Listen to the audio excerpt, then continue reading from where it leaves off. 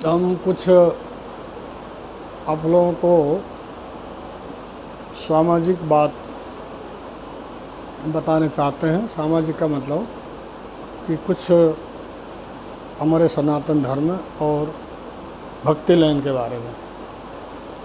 हम लोग पूजा करते हैं, मंदिर जाते हैं अथवा हम पूजा करते हैं, तो कुछ लोग जो होते हैं देखा देखी ज़्यादा करते हैं। देखा देखी करे सो घटे काया बड़े रो। तो थोड़ा पूजा पाठ करने के लिए आप लोगों को ये अनुरोध करना चाहते हैं कि कुछ जानकारी ज़रूर आप लोग प्राप्त करें। भाई किस प्रकार से पूजा करना है, मंदिर जाने का क्या नियम है, प्रसाद चढ़ाने का क्या नियम है, प्रसाद क्यों चढ़ाया जाता है, तो इसके बारे में ज़रूर जानकारी करना चाहिए। क्योंकि हमारे धर्म जो हमारा हिंदू धर्म है ये अथाह सागर है, इसका कोई अंत नहीं है। क्योंकि भाई हिंदू धर्म ये हमारे सनातन धर्म का जड़ इतने गहरा है कि इसका कोई अंत नहीं है। हमारे सनातन धर्म को ख़त्म करने के लिए बहुत कोशिश हुई है, कोशिश किया है, लेकिन हमारे सनातन धर्म कभी भी जड़ इतना गहरा है कि बोले ख़त्म नहीं हुआ है। तो इससे अलावा तो हमारे समाज के अंदर कोई नए नए धर्म लोग चलाते हैं। नए नए धर्म हम नाम नहीं लेंगे किसी का, हम खाली इशारा करते हैं कि बहुत लोग का अपने अपने धर्म को चला के और अपने अपने अपने अपने मन का मंत्र बना लेते हैं।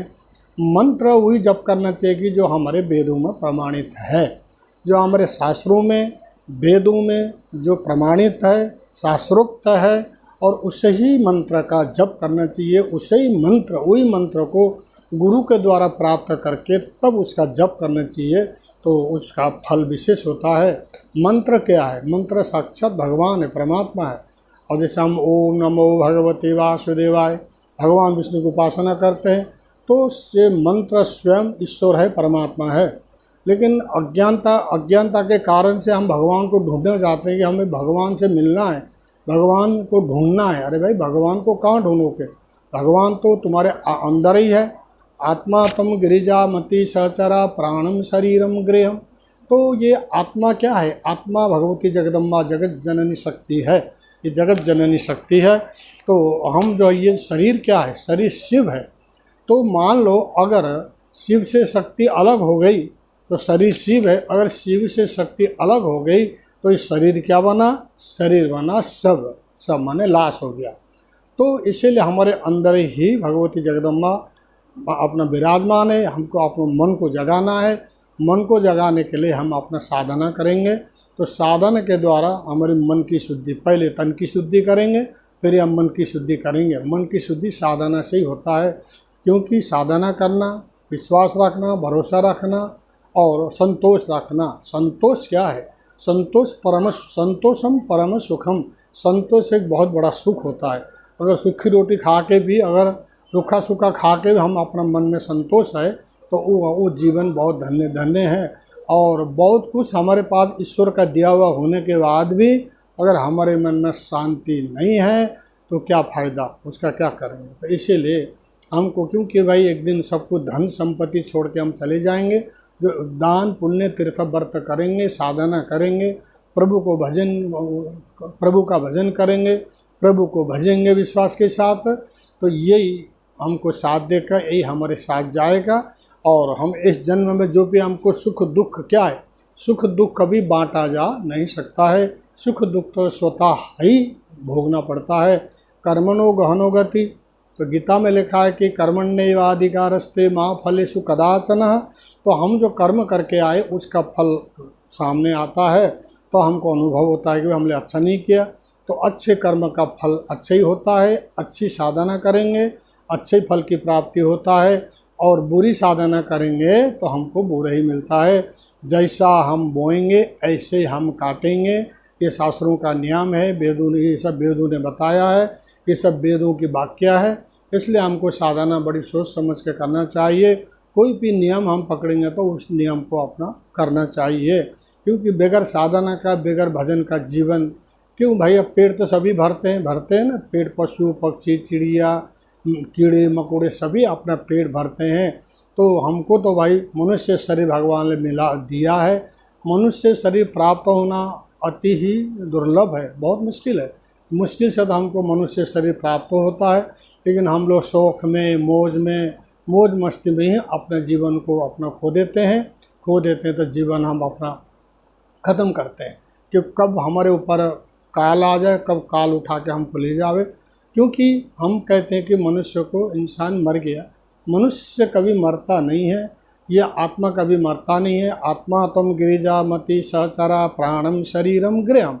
तो आत्मा क्या है? आत्मा भगवती जगदम्बा है, तो वास करती है। तो जब भी ये शक्ति निकल जाती है तो हम अपना होता है जो कर्म करेंगे उसको साथ लेके जाएंगे। हम लोग कहते हैं ना भाई, कोई बच्चा पैदा होता है तो कहते जी कुछ लेके नहीं आया, नंगा आ गया, लेके नहीं आया, लेकिन लेके आता है। आपको कि कैसे लेके आता है? वो तो खाली हाथ आया है। तो भाई जो निराकार रूप में, निराकार का मतलब जिसका कोई आकार नहीं है। जैसे हम बोल रहे हैं या कोई आपके साथ बात कर रहा, सामने बोलने वाला तो व्यक्ति आपको दिखाई दे रहा है, लेकिन जो बीच में जो आवाज़ है उसका कोई आकार नहीं है, उसका कोई रूप नहीं है। तो उसके कारण से हम उसको कहते हैं निराकार। निराकार जिसका कोई आकार ही नहीं है उसका नाम निराकार। और साकार बोलते हैं कि जो हमको दिखाई देता है सामने, प्रत्यक्ष रूप में हमको सामने दिखाई दे रहा, उसको कहते हैं साकार। तो निराकार रूप में तो हम अपने कर्म को लेके आते हैं, तो हमारे कर्म सामने ही आना शुरू होते हैं। जैसे कोई बच्चा पैदा होता है तो आप लोगों ने देखा होगा, बचपन से रोगी रहता है, परेशान रहता है, पीड़ित रहता है, तो भैया पूर्व जन्म का कर्म है। कोई बच्चा स्वस्थ रहता है, कभी बीमार नहीं होता है, उससे अच्छे कर्म है। जो अपना बड़ा हो जाता है उसको कामयाबी मिलती है, उसके बाद धन खूब आता है, तो ये पूर्व जन्म का कमाई है।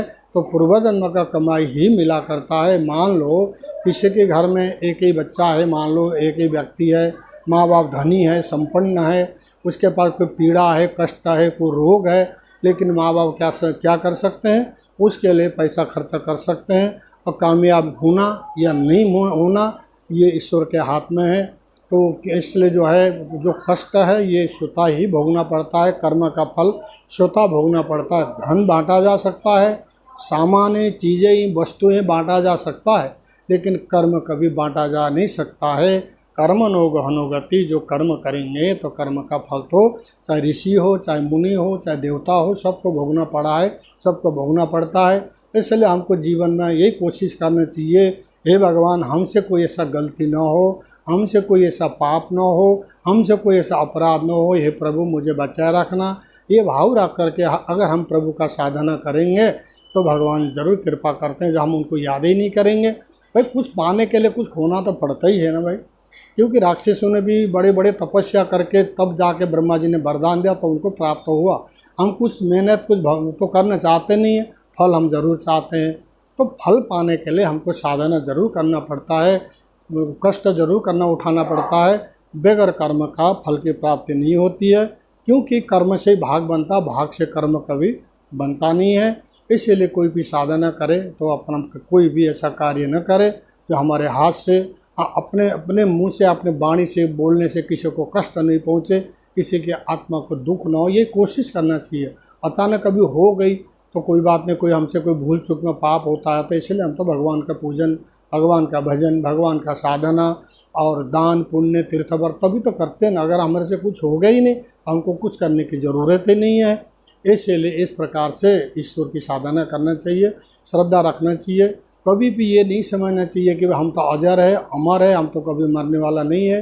कब कहाँ किस वक्त आदमी चला जाए कोई पता नहीं है भाई। अभी मान लो आज के तारीख में कोरोना काल चला, 1 साल से चल रहा, इसमें काफ़ी मनुष्य चले गए। कोरोना काल में कई लोग अस्पताल में भर्ती होकर भी घर में आ गए हैं, लौट के घर आ गए हैं। तो क्या होता है कि जिसकी जो आ गया, समय आ गया, तो कोरोना जो काल है किसको किस बीच में से उठा के ले जाने, नहीं तो कोरोना सबको क्यों नहीं उठा रहा। तो जिसका समय सीमा पूरा हो जाता है तो उसको वो जो है हमला कर लेता, अटैक कर लेता है, बीमारी अटैक करके उसको ले जाता है। इसलिए ये कभी न सोचे हम अजर है, अमर है। इसलिए भाई ये काल, हमेशा हम काल को सामने देखते रहेंगे तो हमसे पूजा पाठ भजन भक्ति होती रहेगी। यही हमको करना चाहिए, ये हमारे मनुष्य का अपना कर्तव्य है। सब काम काज करते हुए और कुछ से बच्चों को देखते हुए, इष्ट मित्र रिश्तेदार को देखते हुए भी समय निकाल के प्रभु की साधना ज़रूर से ज़रूर करना चाहिए। हम ही आप लोगों को कहना चाहते हैं श्री भगवान शंकर की जय। भगवती माँ जगदम्बा की जय।